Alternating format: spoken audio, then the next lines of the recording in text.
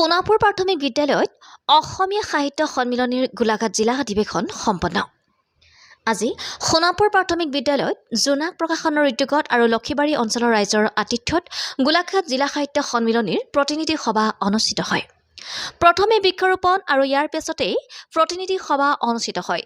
প্ৰতিনিধি সভাৰ আৰম্ভণিতে সদ্যপ্ৰয়াত দৈয়াং বৈভৱ সন্মান লাভ কৰা মনোজ কুমাৰ শইকীয়াৰ আত্মাৰ সদগতিৰ অৰ্থে 1 মিনিট সময় মৌন প্ৰাৰ্থনা কৰে। প্ৰতিনিধি সভাৰ অন্তত সম্পাদকীয় প্ৰতিবেদন পাঠ, সাংগঠনিক দিশৰ সন্দৰ্ভত বিশদভাৱে আলোচনা কৰা হয় আৰু ইয়াৰ পাছতে প্ৰতিনিধি নিৰ্বাচন কৰা হয়।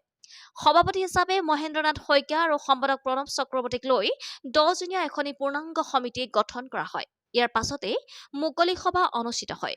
মুকলি সভাৰ সভাপতিত্ব কৰে মৰঙী মহাবিদ্যালয়ৰ প্ৰবক্তা যুগল জ্যোতি বৰাই। উপস্থিত থাকে বিভিন্ন শাখাৰ সভাপতি সম্পাদকৰ লগতে সন্মিলনীৰ সদস্যসকল। News desk report, news Assam today.